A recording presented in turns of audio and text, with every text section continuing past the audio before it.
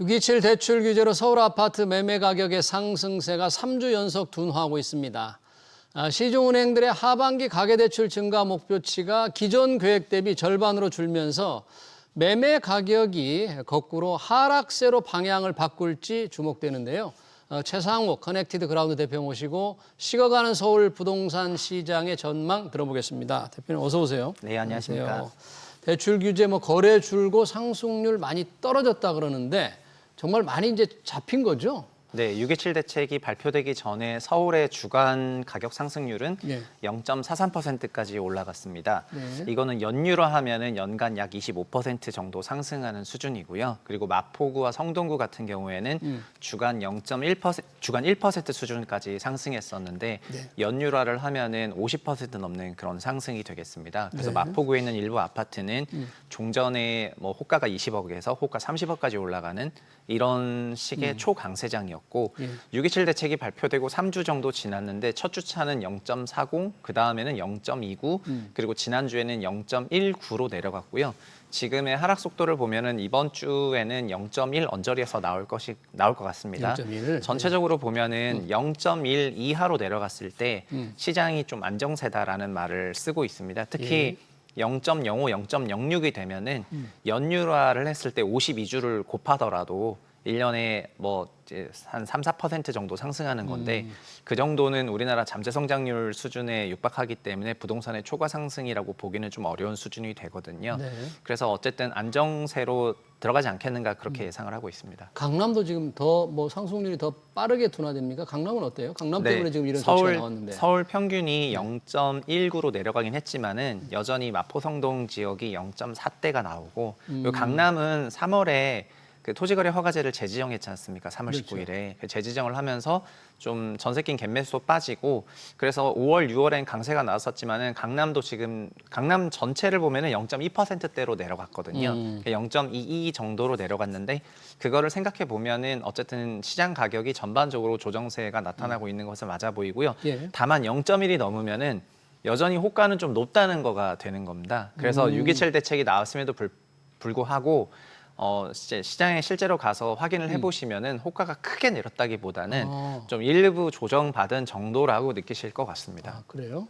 여전히 신고가가 나온다 그런 동네도 있다던데 그 상승률이 아직 하락한 게 아니니까 그런 맞습니다. 건가요? 상승률 둔화되는데 네, 여전히 신고가 나오는 거예요? 예, 맞습니다. 그리고 종전 신고가 그 신고되기까지는 어차피 한 달이 걸리는 건데 6.27 대책 이전에 거래된 거라든가 아니면 7월 3일 대통령 간담회가 있었지 않습니까? 7월 3일 대통령 간담회 때 어쨌든 대통령의 그 부동산에 대한 인식이 확실히 드러났다고 할 수가 있는데 그래서 7월 3일 이전에 있었던 많은 실거래 신고가들도 지금 올라오고 그리고 지금은 경기도 외곽이라든가 아니면 지방에서도 이제 과거보다는 그래도 7월 3일 이후에 전반적인 흐름을 봤을 때는 일부 미세하게 회복하는 그런 경향이 있어 보이긴 합니다. 그런데 통상 부동산에서는 소수점 첫째 자리인 0.1을 좀 넘는지 안 넘는지가 매우 예민한 지표가 되는 0.1이? 거고 그 밑에서는 그냥 어느 정도 안정세에 있다고 보는 것이기 때문에 전반적으로 서울시장은 여전히 조금 과열 중에 있고 과열은 좀 꺼져가고 있지만 과열 중에 있고 그리고 경기도 역시 5분위 지역 같은 경우에는 과열세였는데 특히 성남 분당 같은 경우에는 재건축 기대감이 2주 전에는 주간으로 1.17%까지 올랐는데 이건 연유로 하면은 거의 7, 80%가 올라가는 거거든요. 그런 강세였다가 지금은 조금 내려가고 있는데 전체적으로는 과열이 좀 식고 있습니다. 식고 있다. 네. 근데 아까 잠깐 언급을 해주셨는데 강남 말고 주변에 마포, 성동에 타격이 조금 더 큰 거는 왜 그런가요? 6.27 대책은 그 대출 6억 원 이상을 받지 못하도록 하는 것이 있고 그리고 정책금융을 써가지고 주택을 매수한 경우에는 이제 입주를 해야 되도록 강제하고 있기 때문에 올 상반기에 가장 유행했던 그런 매수는 30대 분들이 적극적으로 정책 대출을 활용을 해서 전세 위에다가 정책 대출을 또 대출을 받아가지고 갭 투자를 하는 패턴을 많이 했었거든요. 그걸 하면서 시세가 주도가 됐고 그거를 고대출을 받는 고소득자분들이 따라가는 양상이 나왔었습니다. 그래서 지금 6.27 대책으로 실제 대출을 받으면서 집을 사시는 분들이 제한이 걸린 것이 서울의 중위주택 가격이 지금 13억 4천만 원 정도 되는데 예. 이제 이 정도 주택들부터는 좀 사기 어려워진 거다 보니까 네. 가격 기준으로 보면은 결국은 5분위, 4분위, 3분위 정도 되는 지역이 좀 타격이 크다고 할 수 있고요. 예. 그리고 강남은 토지거래 허가제로 어쨌든 서울 5분위 지역은 갭 투자가 막혔지 않습니까? 그렇죠. 그래서 4분위 지역으로 유난히 갭 투자가 좀 튀었었던 것이 6월이었는데 그게 마포 성동입니까? 네, 그게 마포 성동이 이제 서울 4분위가 되는 겁니다. 네. 마포 성동 양천 동작 지역이 4분위가 되는 건데 이런 지역에서 가장 큰 폭의 오름세 조정폭이 나오고 있습니다.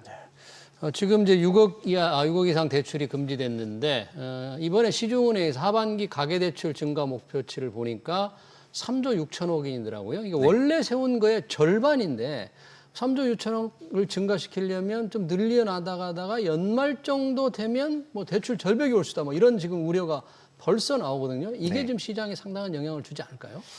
예, 대출은 그 지금 금융위원회에서 매월 둘째 주 금요일에 발표하는 대출 데이터는 집행을 기준으로 통계를 내는 것이기 때문에 예. 이미 6월, 7월 부동산 거래에서 아직 집행을 안 한 미집행 주담대 신청이 쌓여 있는 상태가 되거든요. 그래서 이거가 지금 7월과 8월에 후행해서 대출이 올라올 예정입니다. 예. 은행 내부적으로는 대출 데이터를 갖고 있는데 금융위 정책은 하반기에 대출 증가율을 이제 상반기에 절반으로 낮추라는 것이고 예. 올해 1월에 금융위가 업무 보고할 때는 그 당시 우리나라 올해의 잠재 성장률은 3.8%였는데 지금은 한국은행이 여러 가지 조정을 통해 가지고 3%로 내려왔기 때문에 그러면 자연스럽게 대출 증가율도 낮아지는 건데 네. 상반기에 초과 대출을 했으므로 하반기에는 반토막을 내라는 건데요. 예. 그 반토막을 내는 게 7.2조에서 3.6조로 내려가는 건데 그 3.6조가 신규가 아니고 이미 미집행한 대출이 이미 것까지? 쌓여 있다 보니까 그러니까는 지금 소위 말하는 4분기에는 대출을 받을 필요가 없는 것이 받을 수가 없다. 네, 받을 수가 없다는 거가 되는 거거든요. 야. 그래서 아마 4분기 정도가 되면은 이제 대출을 사실상 거의 뭐 총량제에 의해서 문을 닫는 일이 있을 것 같고요. 다만 같은 방식으로 11월 정도가 되면은 11월에 대출 신청해도 잔금은 내년인 경우가 많이 있는데 그렇죠. 예, 그렇게 되면 자연스럽게 11월부터는 26년 잔금을 기준으로는 대출 영업을 할 거거든요. 예. 그래서 627 부동산 대책은 6월 27일에 나왔는데 잠재적으로는 약 5개월 정도의 그 좀 수명을 갖고 있다고 생각을 5개월. 하시면 좋겠습니다. 2026년 네, 대출 네. 받는 거는까지 내년 집행- 슬롯이 열리는 거기 때문에 어. 올해 거는 막히는 거잖아요. 예. 그래서 7, 8, 9, 10, 11월, 6월 말 해가지고 약 한 5개월 정도의 그 강력한 수요 억제 정책이라고 보시면 좋겠습니다. 네, 그러니까 이제 집값 안정 효과가 뭐 이어질 지금 상당히 그 둔화되고 있으니까 그게 좀 이어질 가능성이 있다 이렇게 이제 해석을 해도 되겠네요 앞으로. 예, 그래서 시장에서는 627 정책이 5개월 정도는 영향을 이제 줄 건데 그 안에 국토 공급 정책도 나오고 그리고 대통령이 맛보기 발언도 했으니까 네, 또 맛보기. 추가적인 어떤 수요 억제 정책이 나온다면. 나오면서 이제 요 한 4개월을 어떻게 끌고 가느냐가 어. 굉장히 시장에서 바라보는 중요한 포인트가 되는 거고 예. 이 4개월 안에 어떤 유의미한 대책이 나오지 않는다면은 은행 대출 규제라고 하는 거는 23년에도 있었고 24년에도 있었습니다. 23년에도 4분기에 대출 절벽이 있었고 23년에도 대출 절벽이 있었고 그리고 새로운 대출은 그해 11월부터 다시 열렸기 때문에 네. 23년 4년에도 8월과 9월에 은행 대출 규제를 시행을 했는데 어. 각각 수명이 2개월, 3개월밖에 안 됐었습니다. 올해는 6월 달에 냈기 때문에 작년, 재작년보다는 빨리 낸 거여가지고 2달 더 길게 가는 거가 있지만은 연말이 된다면은 대출 규제의 그 영향력이 조금 감소할 것으로 생각을 하고 있습니다. 그러니까 그 전에 좀 더 집값을 안정시킬 수 있는 의미 있는 뭐 공급 확대라든지 네. 다른 또 수요 억제라든지 여러 가지가 좀 필요하다 그런 얘기네요. 집값을 안정시키려면. 네, 그런 수요 정책이 나왔으면 자연스럽게 공급 공급 정책이 정책이 나오는 나와야 거기 됩니다. 때문에 그런 거를 시장에서 그러니까 기대를 하고 있습니다. 네. 관련해서 지금 종부세율 얘기가 나옵니다. 이재명 대통령이 이제 종부세율을 손대지 않겠다고 그랬는데 시장에서는 결국 종부세 과표를 결정하는 공정시장 가액 비율이 지금 60%인데 네. 80%로 올리는 방향을 검토하고 있다 이런 얘기가 있는데요. 60%에서 80%로 공정시장 가액 비율이 올라가면 세금 많이 늘어나는 거죠, 이거. 뭐 연간으로 예상해 보면은 뭐 한 2조 원 이상 되는 그런 세금이 조금 올라오지 않겠나 이렇게 생각을 하고 있습니다. 그 종부세는 여야가 22년에 윤석열 정부 때 여야가 합의를 했습니다. 네. 그래서 2020년에 있었던 710 부동산 대책에서 종부세를 대폭 인상을 했었기 때문에 그 710 부동산 대책이 21년도 종부세에 영향을 줬었고 예. 22년은 윤석열 정부가 들어오면서 그때 종부세를 감면을 해주면서 3주택 이상의 종부세율은 중과세율이지만 2주택까지는 중과세율이 아닌 상태로 갔고 공정 비율도 내려갔거든요. 예. 그래서 종부세 부담이 큰 폭으로 감소를 했는데 이거를 다시 올린다고 하는 걸 보면은 결국 세액이 늘어나는 그런 효과가 있을 거라고 생각이 되고요. 다만 저 부분에 대해서 시장이 가지고 있는 지금 의구심은 어쨌든 이재명 대통령이 그 대선 경선 과정에서 세금으로 집값 잡지 않겠다라고 했는데 예. 그 종부세를 다시 논의한다는 얘기가 나오니까 아직 확정이 된 건 아니지만 그렇죠. 논의한다는 얘기가 나오니까 이게 진짜 맞냐 이런 시장의 의구심이 조금 있거든요. 그런데 어떻게 할 것 같습니까? 저는 그래서 새 정부가 이런 부분에 대해서 어쨌든 그 면피성 논리를 개발하고 있다고 생각을 하고 있는데요. 올리기 위한 논리. 네네 그런 논리를 개발하고 있다고 생각을 하는데 세금이 주택 가격을 조정하는 그런 집값 잡는 것이 아니라 결국은 이익을 환수하는 방식으로 작동하는 거기 때문에 세금에 대한 정의를 그렇게 그냥 하고 있지 않을까라고 저는 생각을 하고 있고요. 다만 아직 확정이 아니기 때문에 그렇습니다. 좀 지켜봐야 될 거라고 보고 있습니다. 지금 중요한 거는 7월 말에 세법 개정안을 발표하지 않습니까? 그렇습니다. 네. 새 정부는 어쨌든 부동산은 크게 건들지 않고 주식에 대해서 좀 감세를 많이 해줄 전반적인 생각을 가지고 있는데 부동산에 대해서 그래도 손댄다면 저거를 손댄다는 거가 되잖아요. 그래서 저 개인적으로는 종부세 공시가를 인상할 필요가 솔직히 없다고 생각을 하고요. 아, 그래요? 오히려 종부세는 이제 좀 철진한 세금이고 다 죽어가는 세금이라고 보기 때문에 다시 손을 댄다면은 굉장히 불필요한 논쟁만 많아질 거라고 생각을 하고 주식에 있는 그런 여러 가지 조세 제도를 좀 잘 바꾼다면은 인센티브를 많이 줘서 오히려 돈을 그쪽으로 가게 만들면 더 좋겠다. 네, 그렇게 한다면 원래 원한 대로 갈 거지만 지금은 굳이 얼마가 엄청나게 되는 것도 아닌데 오히려 이제 저항이 조금 많아지지 않을까 이런 생각을 좀 하고 있습니다. 공정시장 가격 비율을 60%에서 80%로 높인다면 사실은 세율 인상하는 거나 다름없거든요. 이게 세금이 올라가는 거니까. 그래서 세금으로 집값을 잡지 않겠다는 것과 괴리되는 거, 이율 배반적인 거기 때문에 그리고 이거는 이제 법을 고치지 않아도 되는 거죠. 정부가 시행령으로 네, 시행령으로 해서 고치면 되고요.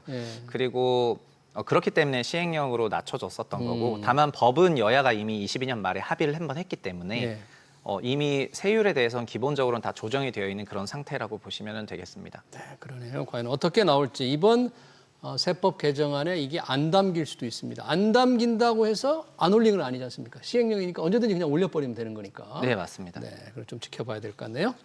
자, 그리고 하반기 아파트 입주 물량이 약 10만 가구 정도 된다고 합니다. 작년과 비교하면 한 40% 감소한다는데 이것 때문에 지금 전셋값이 계속 오르지 않느냐 이런 우려가 굉장히 많습니다. 어떻게 보세요?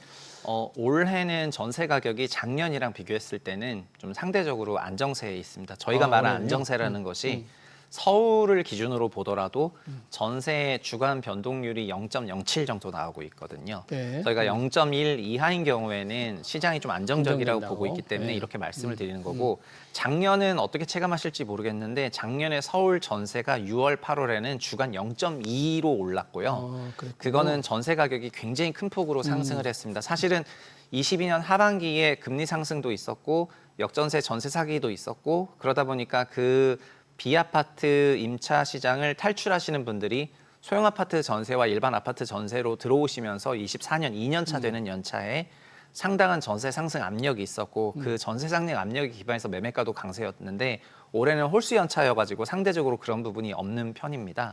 그리고 아마 내년이 된다면 다시 또 2년차가 되는 거기 때문에 어쨌든 짝수 연차에는 임차 시장에 대한 불안을 갖고 있는 건데요. 올해 하반기 임차 물량이 축소되는 것은 22년 분양이 적었기 때문이고 내년에도 입주 물량이 감소하는 것은 23년도 가장 최악의 시장이었기 때문에 그 입주 물량이 적어서 그런 부분이거든요. 그래서 그 근본적으로 임차 시장 안정화에 대한 그런 정책들이 지금 많이 나와야 될 때인 것은 맞는 것 같고요.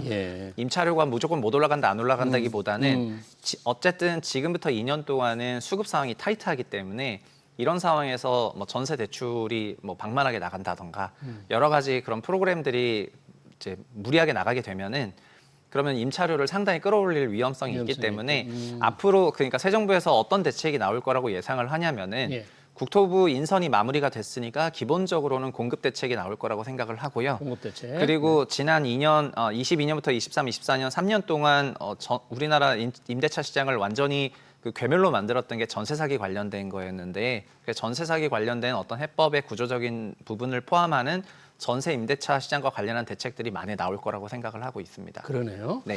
마지막으로 아주 짧게 답변을 듣고 싶은데요. 지방 아파트 그동안 계속 수렁에 빠져서 침체를 하고 있었는데 약간 변화의 조짐이 있다는데 뭐 그런 조짐이 있는 곳이 있어요, 실제로? 네. 기본적으로 대전, 세종, 충남 같은 경우에는 네. 그 새 정부가 되기 전에 그러니까 새 정부 출범 전에 세종시로 뭐 대통령실을 옮기겠다 이런 그렇죠. 얘기에 네. 상당한 강세였다가 다시 용산으로 들어가고 청와대로 옮긴다고 하니까 또 실망 매물이 나오면서 좀 약세였고 이런 지역이 있었는데 어쨌든 전체적으로 그 중부권 지역은 새 정부의 기대감을 먹는 지역이기 때문에 그런 중부권에 대한 그런 기대감이 조금 있고요. 네. 그리고 지금은 뭐 그 충청도, 울산이랑 충청도 위주로는 일부 회복을 하고 있고 지금 새 정부가 부산에 공을 좀 많이 들이고 있지 않습니까? 네, 그렇습니다. 해수부 이전 부산은 같이. 아직은 여전히 좀 하락세가 지속이 되고 있습니다. 사실은 6대 광역시 인천을 포함해서 광역시 전체는 마이너스가 계속이 되고 있는 게 일반적이고